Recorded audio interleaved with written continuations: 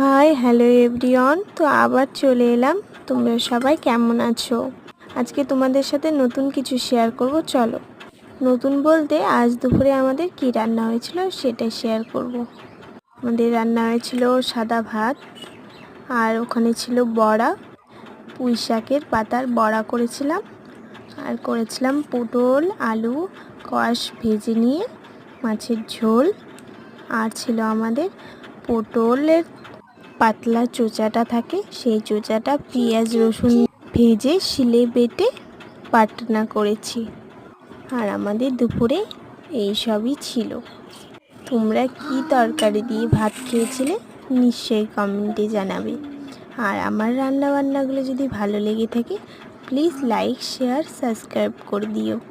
তো সবাই ভালো থেকো, সুস্থ থেকো। তো সবাইকে জানাই অনেক অনেক শুভকামনা।